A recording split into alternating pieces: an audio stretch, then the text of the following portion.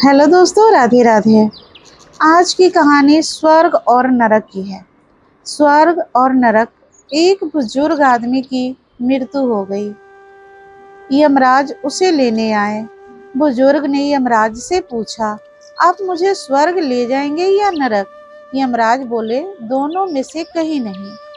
तुमने इस जन्म में बहुत से अच्छे कर्म किए हैं, इसलिए मैं तुम्हें सीधे भगवान के धाम ले जा रहा हूँ। बुजुर्ग आदमी खुश हो गया और बोला, धन्यवाद, पर मेरी आपसे एक विनती है। मैंने यहाँ धरती पर सबसे स्वर्ग और नरक के बारे में बहुत सुना है। मैं एक बार इन दोनों जगह को देखना चाहता हूँ। यमराज बोले, तुमने अच्छे कर्म किए हैं, इसलिए मैं तुम्हारी यह इच्छा पूरी करता हूँ। चलो हम स्वर्ग और नरक के रास्ते से होते हुए प्रभु के धाम चलेंगे। दोनों चल पड़े। सबसे पहले नरक आया। नरक में बुजुर्ग आदमी ने जोर जोर से लोगों के रोने की आवाज सुनी। नरक में सभी लोग दुबले पतले और बीमार दिखाई दे रहे थे। बुजुर्ग आदमी ने वहां एक आदमी से पूछा, यहाँ पर आप सब लोगों की ऐसी हालत क्यों है? वह आदमी बोला, तो और कैसी हालत होगी? मरने के बाद जब से यहाँ आए हैं, हमने एक दिन भी खाना नहीं खाया। भूख से हमारी आत्माएं तड़प रही है। बुजुर्ग आदमी की नजर एक विशाल पतीले पर पड़ी, जो कि लोगों के कद से करीब 400 फुट ऊंचा होगा। उस पतीले के ऊपर एक विशाल चमचा लटका हुआ था। उस पतीले में से बहुत ही शानदार खुशबू आ रही थी। बुजुर्ग आदमी ने उस आदमी से पूछा, इस पतीले में क्या है?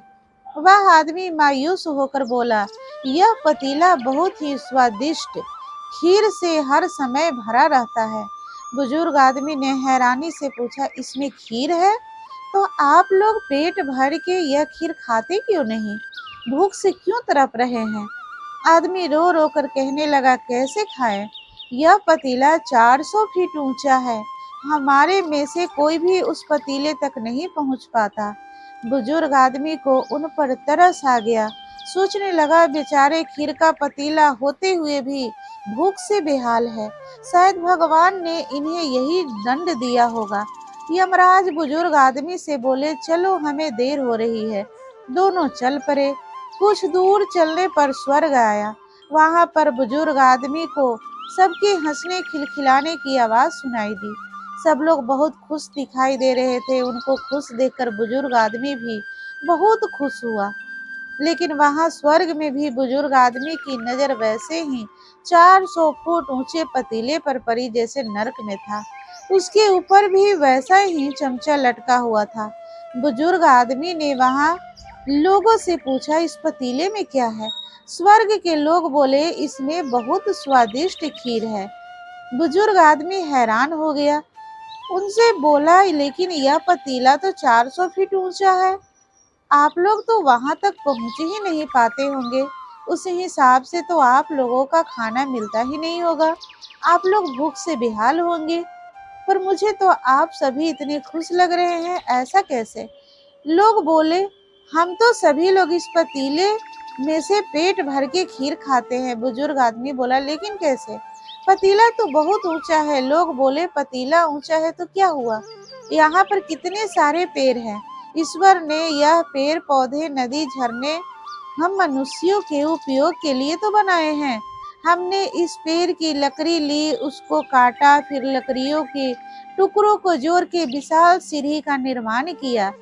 उस लकड़ी की सीढ़ी के सहारे हम पतीले तक पहुंचते हैं और सब मिलकर खीर का आनंद लेते हैं। बुजुर्ग आदमी यमराज की तरफ देखने लगा। यमराज मुस्कुराए और बोले, ईश्वर ने स्वर्ग और नरक मनुष्यों के हाथ में ही सौंप रखा है। चाहे तो वो अपने लिए नरक बना ले, चाहे तो अपने लिए स्वर्ग। प्रभु ने सबको एक समान हालतों में डाला है। उसके लिए उसके सभी बच्चे एक सामान्य हैं। वह किसी से भेदभाव नहीं करते। वहां नरक में भी पेड़ पौधे सब थे, पर खुद लोग ही आलसी थे। उन्हें खीर हाथ में चाहिए थी। वह कोई कर्म नहीं करना चाहते, कोई मेहनत नहीं करना चाहते, इसलिए सब भूख से बेहाल हैं। यही तो भगवान की बनाई इस दुनिया का नियम है। जो कर्म करेगा मेहनत करेगा उसी को मीठा फल खाने को मिलेगा। मतलब स्वर्ग और नरक आपके हाथ में ही है। मेहनत करे, अच्छे कर्म करे और अपने जीवन को स्वर्ग बनाए। बिना कर्म किए कुछ भी नहीं हो सकता।